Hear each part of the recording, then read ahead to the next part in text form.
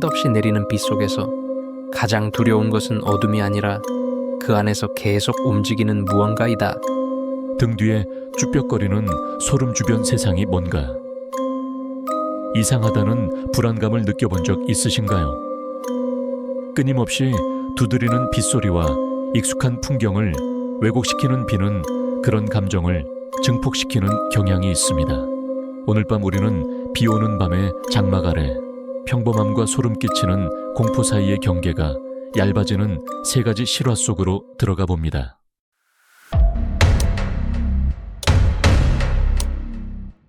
자, 이건 제가 정말 이야기하고 싶은 부분이에요.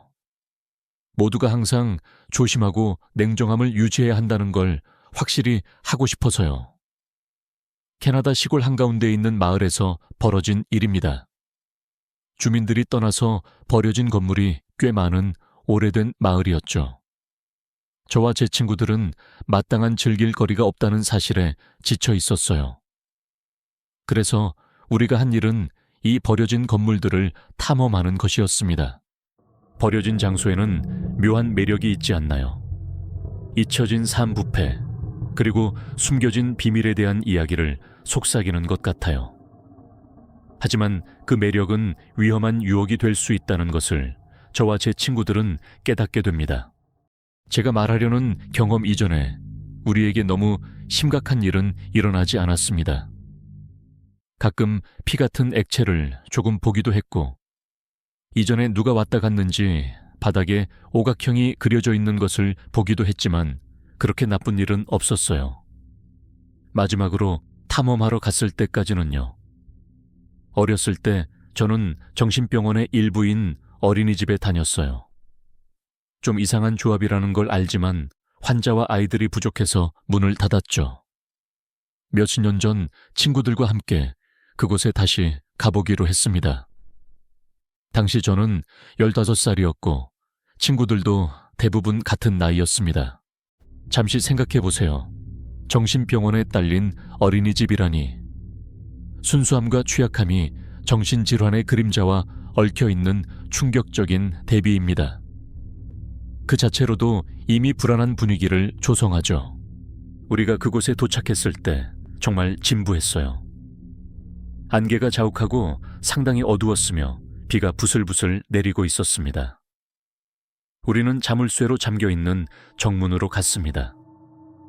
우리는 서로를 도우며 문을 넘어갔고 엄청난 소음을 냈습니다. 무슨 일이 일어날지도 모른 채 내내 웃고 키득거렸죠. 우리는 손전등으로 작은 놀이터와 공원 구역을 둘러보았습니다. 어느 정도 강력한 손전등을 가지고 있었음에도 시야는 상당히 제한적이었습니다. 우리는 낡은 건물 안으로 들어가기로 했습니다. 건물 단지의 어린이집 구역으로 발을 디딜 때 유리와 흙이 발밑에서 바스락거렸습니다. 오래된 레고와 이전 가구에서 떨어져 나온 나무 조각들, 낡고 찢어진 인형과 장난감들이 흩어져 있었습니다. 어린이집 구역을 더 깊이 걸어 들어갈수록 우리는 자연스럽게 점점 더 조용해졌습니다. 발밑에 흙 바스락거리는 소리만 들릴 때까지요. 방 한 구석에 있는 플라스틱 용기에서 크레용을 발견하고 그것을 집으로 걸어갔는데 갑자기 건물 정신과 병동으로 이어지는 금속 문 뒤에서 큰 굉음이 들렸습니다. 저와 친구들은 서로를 쳐다보았습니다. 우리는 총 5명이었습니다. 그들 대부분은 매우 대담하고 건방졌습니다. 제 친구 브라이언이 소리가 어디서 났는지 보러 가자고 제안했을 때 우리는 모두 서로를 쳐다보았습니다. 개인적으로 저는 그 아이디어가 별로 좋지 않았지만 제 친구들과는 그런 제안을 거절할 사람이 아무도 없었죠. 우리는 모두 문으로 다가가 문을 열었습니다. 문은 바닥에 녹슬어 있었고 우리는 문을 열기 위해 힘을 냈습니다. 안으로 걸어 들어가자 금속 냄새와 곰팡이 냄새가 더욱 강해졌습니다. 그 순간에는 무엇인지 알 수 없었던 다른 냄새도 살짝 섞여 있었죠. 우리는 안으로 걸어 들어갔습니다. 브라이언이 그룹을 이끌었고 우리 손전등은 사방을 향했습니다. 복도는 좁았고 왼쪽과 오른쪽에는 가끔 금속문이 있었는데 몇몇 문은 열려 있었습니다. 약간 폐쇄공포증을 느꼈고 숨쉬기가 조금 힘들었습니다. 우리가 계속 걸어가자 브라이언이 손전등을 한 방으로 비추었습니다. 브라이언이 천천히 들어서자 우리는 모두 걸음을 멈췄습니다. 뭐야? 제가 물었습니다. 여기 누군가 있는 줄 알았는데 괜찮은 것 같네. 솔직히 저는 그가 우리를 놀려 불안감을 키우려고 하는 줄 알았지만 지금 생각해보니 그는 완전히 진심이었던 것 같습니다. 그는 방에서 나왔고 우리는 정신과 병동으로 더 깊이 걸어 들어갔습니다. 그때 다른 친구가 재빨리 우리에게 멈추라고 말했습니다. 우리는 멈춰서서 모두 귀를 기울였습니다. 멀리서 복도를 가로질러 발소리가 미묘하게 철썩이는 소리가 들렸습니다. 우리는 모두 서로를 쳐다보았고 각자의 눈에는 두려움이 가득했습니다. 브라이언은 계속해서 그 소리 쪽으로 걸어갔습니다. 우리는 브라이언 없이 돌아갈까 잠시 생각했지만 건물에 유령이나 다른 사람이 있을까 궁금했지만 그럴 수는 없었습니다. 가까이 갈수록 누군가 나를 지켜보고 있다는 느낌이 들었습니다. 마침내 우리는 오른쪽 방으로 들어갔는데 썩은 고기 냄새가 났습니다. 우리 앞에는 죽은 사슴이 있었습니다. 내장이 바닥에 온통 쏟아져 콘크리트를 얼룩지게 했습니다. 제 친구 중 한 명은 위가 매우 약해서 바닥에 토했습니다. 그때 우리는 어딘가에서 속삭이는 소리를 들었습니다. 브라이언이 손전등을 방 구석으로 비추자 짧은 머리를 한 남자가 고개를 숙이고 서 있었습니다. 그는 피로 얼룩진 것으로 추정되는 밝은 녹색 티셔츠와 찢어진 베이지색 바지를 입고 있었습니다. 양말을 신지 않았고 발은 손상된 것처럼 보였습니다. 그는 우리가 그를 본 후에도 산발적으로 경련하며 계속 중얼거렸습니다. 우리는 그를 30초 동안 빤히 쳐다보았습니다. 그러다 그가 처음으로 움직임을 보였습니다. 그는 우리를 올려다보며 소름 끼치는 미소를 지었고 우리의 등골을 오싹하게 만들었습니다. 너희들 잔치에 왔니? 그가 물었습니다. 이 말에 우리는 정신이 나가 그 방에서 어린이집으로 다시 뛰쳐나왔습니다. 문은 여전히 열려 있었고 우리는 문을 쾅 닫으려고 했지만 녹과 문의 순수한 무게 때문에 거의 열린 채로 있었습니다. 사실 우리 중 3명이 온 힘을 다해 당겨야 닫을 수 있었습니다. 그리고 문을 닫기 직전 저는 여전히 그 남자의 실루엣이 우리를 지켜보고 있는 것을 볼 수 있었고 그의 하얀 이빨만이 제가 볼 수 있는 유일한 인간적인 특징이었습니다. 우리는 금속 문 뒤에 앉아 잠시 숨을 고르며 우리 모두 같은 것을 보았다는 확인을 위해 서로를 쳐다보았습니다. 우리 각자가 한동안 힘겹게 숨을 쉬자 문에서 가벼운 두드리는 소리가 들렸습니다. 그때 우리는 떠나야 할 때라고 결정했습니다. 우리는 그 지역을 완전히 벗어나 집으로 달려갔습니다. 우리가 그곳을 방문한 지 1년 후 경찰이 그 지역을 정기 수색하러 갔다가 그 남자를 발견했습니다. 그는 정신병원이 폐쇄되기 전에 그곳에 다녔던 사람이라고 진술되었습니다. 그는 이송된 시설에서 탈출하여 단지 주변의 야생동물들을 잡아먹으며 살았다고 합니다. 경찰이 그를 데려왔을 때 그는 날고기를 먹어서 여러 질병에 걸려 있었습니다. 그의 정신 상태는 이전보다 훨씬 나빠져 있었습니다. 나중에 그가 한번 먹을 것을 찾다가 숲에서 누군가를 죽였다는 소문이 돌았지만 확인된 바는 없습니다. 결국 여러분 조심하세요. 특히 버려진 건물 같은 위험한 곳에서는요. 이 이야기는 우리 마음속에 원초적인 두려움을 건드립니다. 어둠 속에 숨어있는 미지의 존재에 대한 두려움이죠. 손전등에 비친 그 남자의 모습, 어둠과 극명한 대비를 이루는 그의 미소는 정말 오싹합니다. 때때로 가장 무서운 괴물은 인간이라는 것을 다시 한번 상기시켜 줍니다. 실제로 도시 이름에 있는 버려진 병원을 탐험했던 10대들에 대한 뉴스 기사를 읽었던 기억이 납니다. 그들은 미친 남자를 만나지는 않았지만 불길한 의식의 흔적을 발견했고 압도적인 불안감을 느꼈다고 합니다. 그 경험은 그들을 흔들어 놓았고 이 이야기와 비슷한 실제 사례가 되었습니다.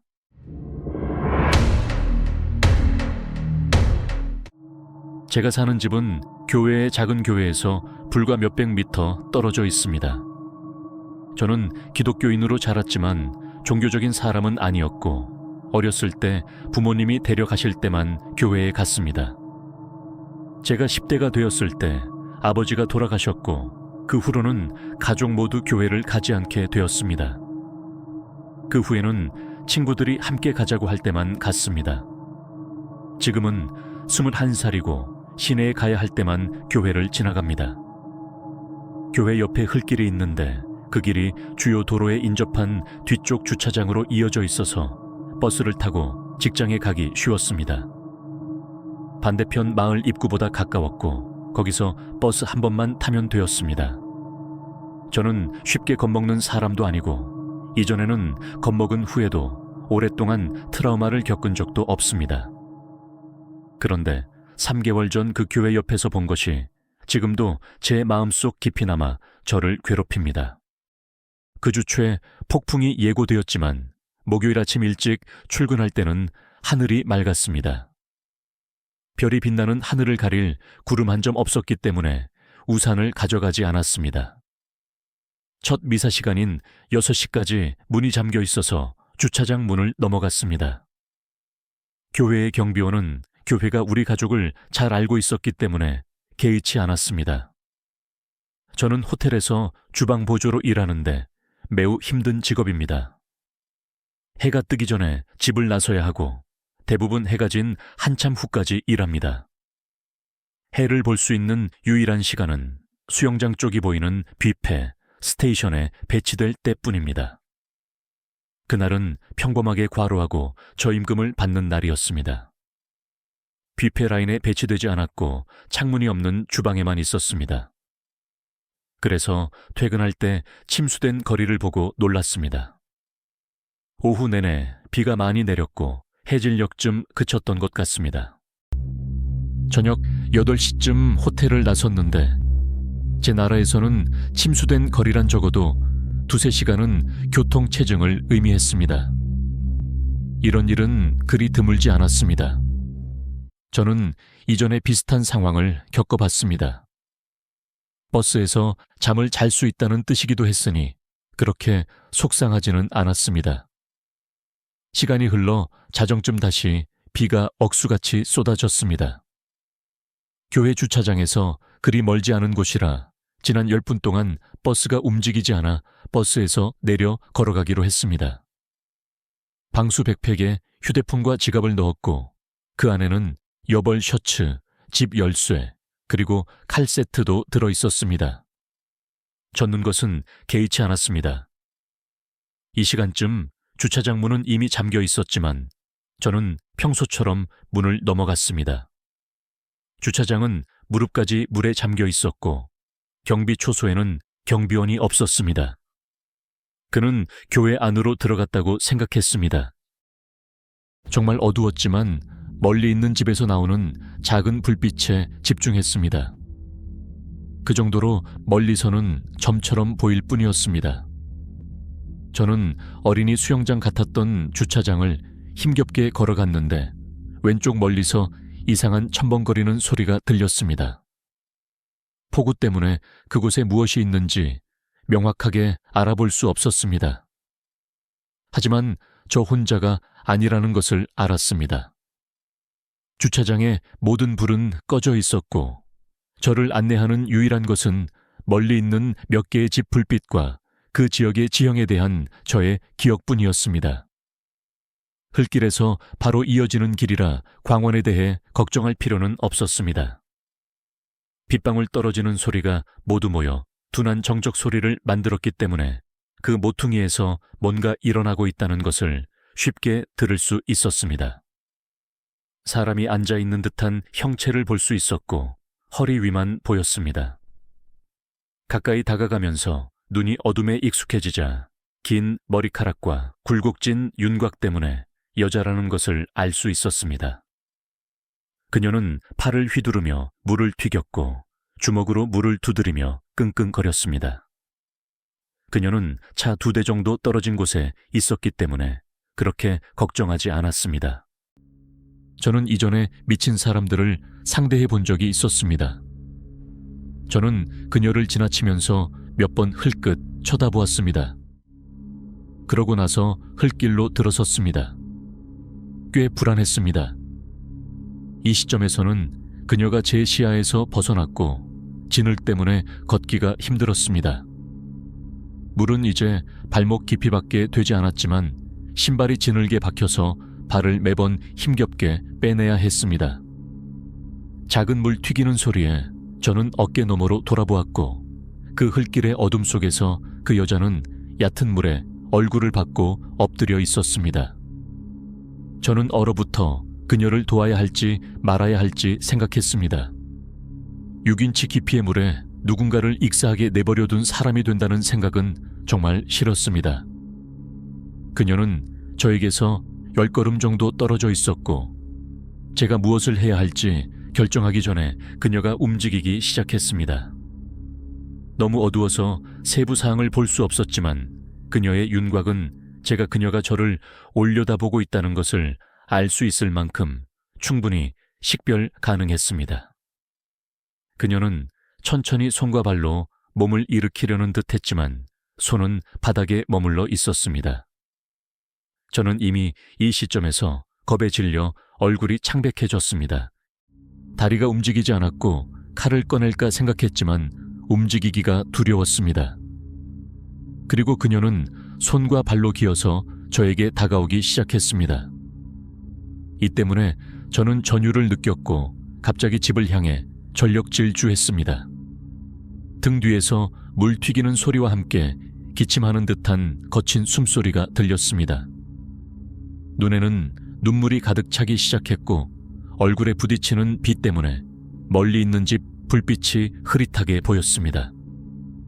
하지만 그 시점에서 저는 목숨을 걸고 달리고 있다는 것을 알았습니다.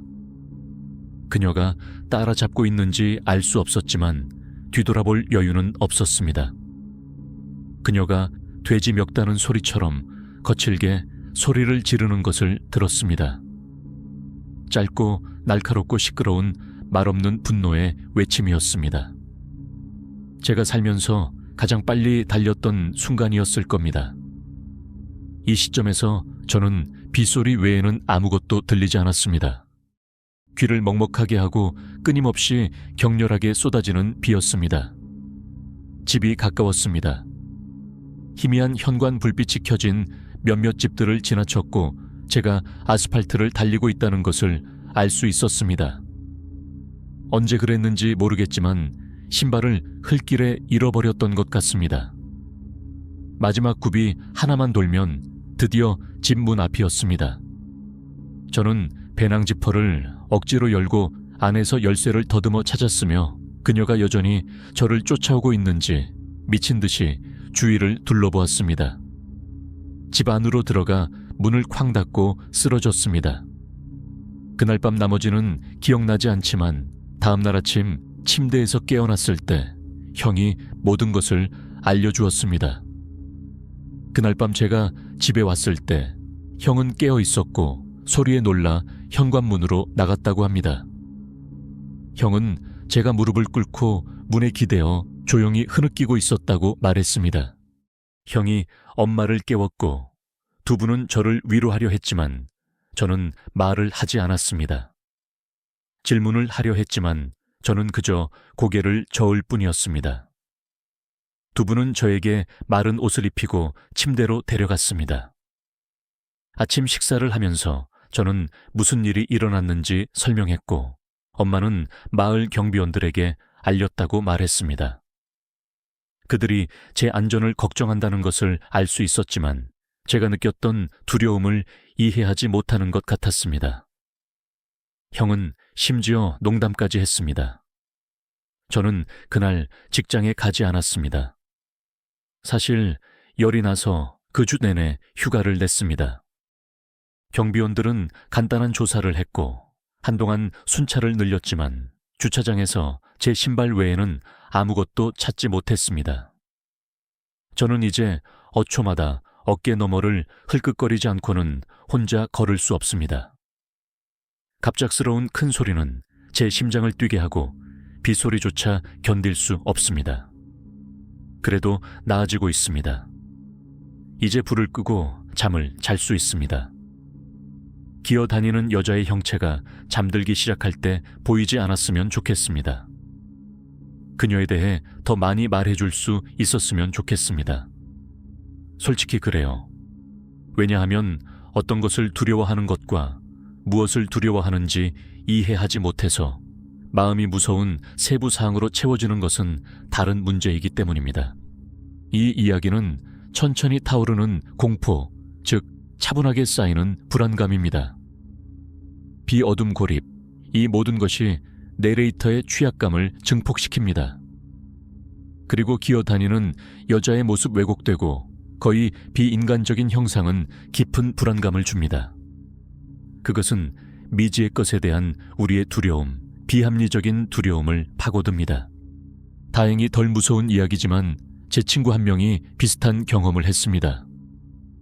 그녀는 어느 날 밤 늦게 폭풍우 속에서 집으로 걸어가고 있었는데 그림자 속에 웅크린 형체를 보았습니다. 자세한 것은 알 수 없었지만 그 형체의 정지 상태와 압도적인 분위기가 그녀를 불안하게 만들었습니다. 그녀는 남은 길을 전력 질주해서 집으로 갔고 오늘날까지 그 거리를 밤에는 피합니다.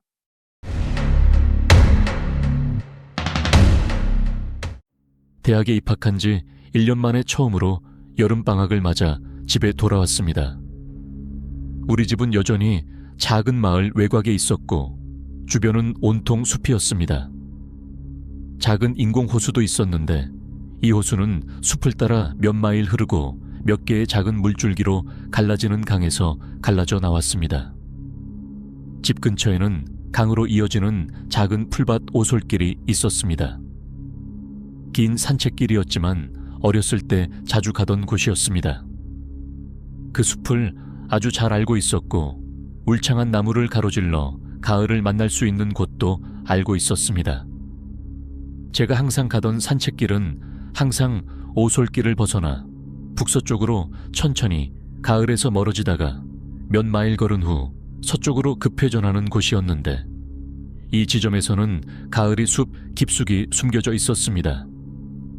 저는 계속 북쪽으로 걸어가 숲을 따라 가을을 지나 강으로 갔습니다. 그런 다음 강을 따라 서쪽으로 가서 호수로 갔습니다. 이 숲은 지형이 물가로 내려가는 경사만이 아니라 오르락 내리락하고 나무에 완전히 둘러싸여 있어서 길을 잃기 쉬웠습니다.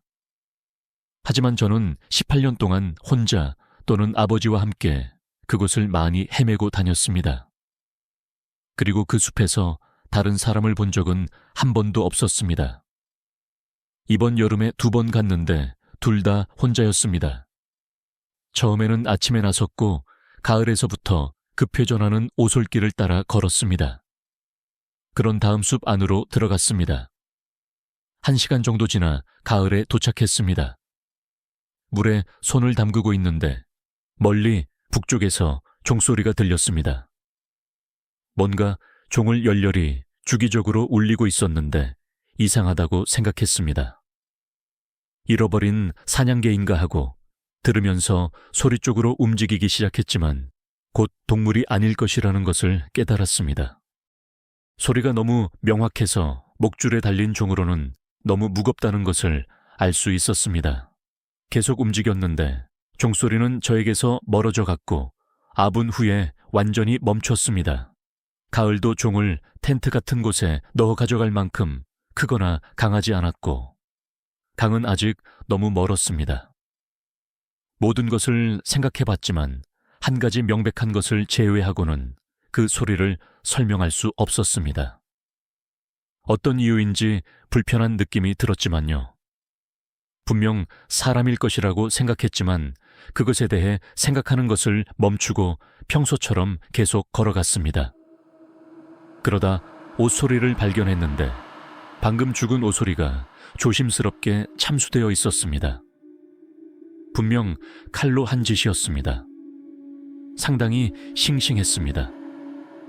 몸은 여전히 축 늘어져 있었고 냄새도 그리 심하지 않았습니다. 상처 부위에는 구더기가 가득했지만 노출된 지 얼마 안 된 것이라는 것을 알았습니다.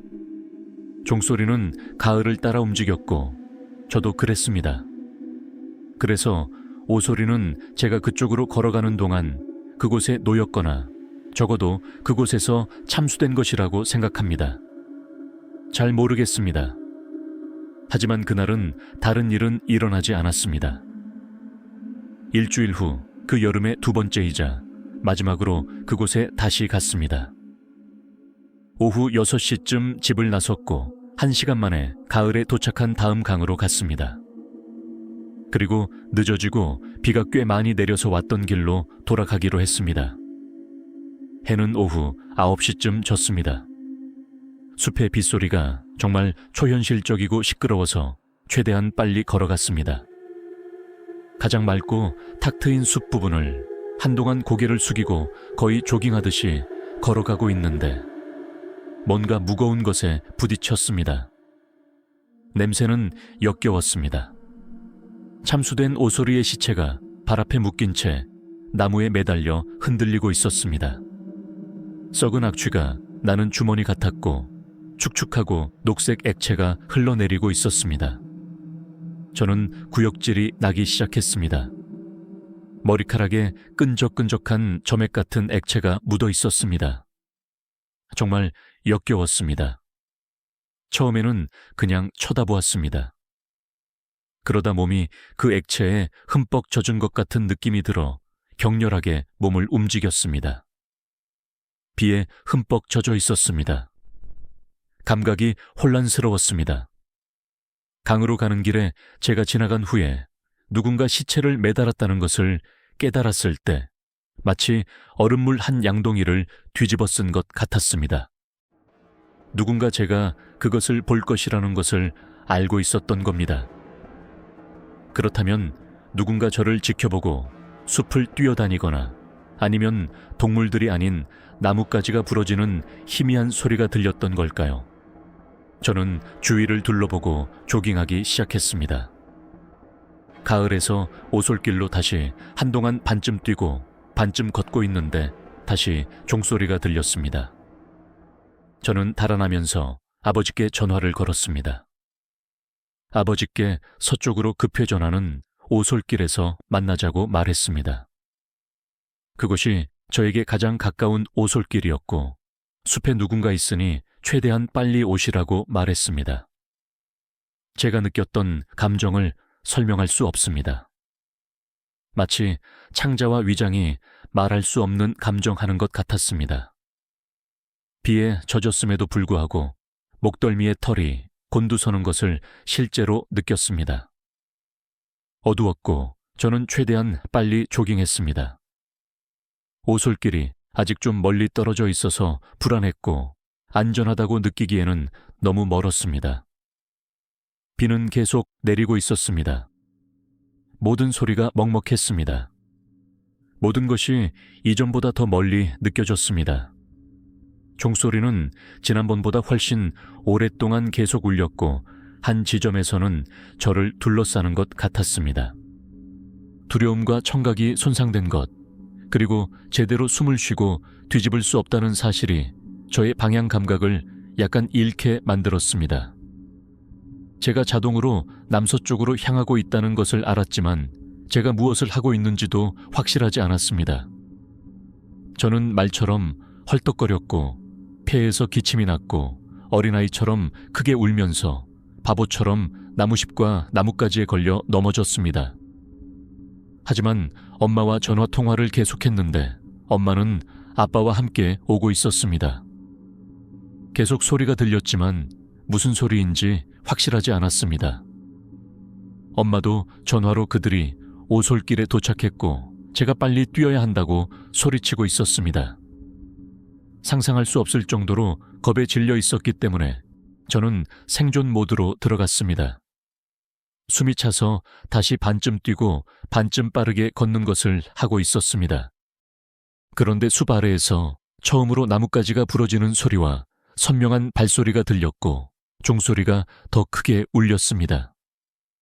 그러고 싶지 않았지만 어깨 너머로 돌아보았습니다. 그때 숲에 저와 함께 있던 것을 보았습니다. 키 큰 형체가 탁 트인 곳 끝에서 제 쪽으로 기어오고 있었는데 배 앞에서 천천히 이 종을 울리고 있었습니다. 그가 저를 똑바로 쳐다보고 있다는 것을 Ang tatlong 알 수 kwentong ito, bawat 있었습니다. isa ay may kanya-kanyang 이제 uri 제가 ng takot, 숨겨진 ay may 전력질주 iisang bagay 능력이 na pareho 있었는지 ang kahinaan na 아니면 nararamdaman natin. 본능적인 Kapag ang 아드레날린으로 pamilyar na 인한 mundo ay 초인적인 nababago ng 힘이 dilim at ulan, 있었는지는 모르겠습니다. ipinapaalala nila sa 하지만 atin 제가 na 목숨을 kahit sa 걸고 달렸다고 말할 pinakaordinaryong 때 setting ang potensyal 저는 한 번도 para sa 뒤돌아보지 kakaiba at 않았습니다. nakakatakot 할 ay 수 laging 있는 nandyan. 한 크게 소리 질렀습니다. Magkaroon ng kamalayan sa inyong 심지어 paligid, magtiwala sa 거짓말까지 inyong 했습니다. instincts.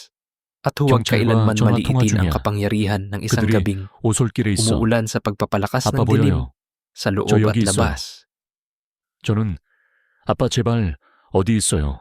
라고 소리치고 싶었지만 그 부분은 혼자 간직했습니다. 뭔가 끔찍한 일이 일어날 것 같았고 그 남자가 제 바로 뒤에 있는 것 같았습니다. 저는 그저 뒤돌아보지 말라고 스스로에게 계속 말했습니다.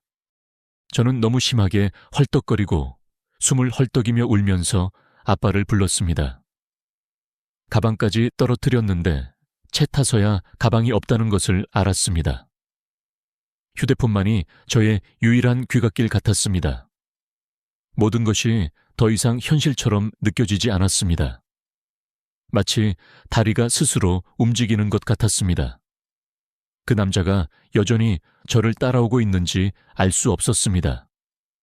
귀에서 심장이 뛰는 소리와 종소리만 들렸습니다. 마침내 아빠가 제 이름을 부르는 소리가 들렸고 목소리의 억양 때문에 아빠가 저에게 오고 있고 저를 볼 수 있다는 것을 알았습니다.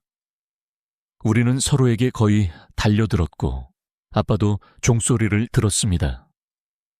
엄마는 차를 빨리 출발시킬 준비를 하며 기다리고 있었기 때문에 전화로도 종소리를 들을 수 있었습니다.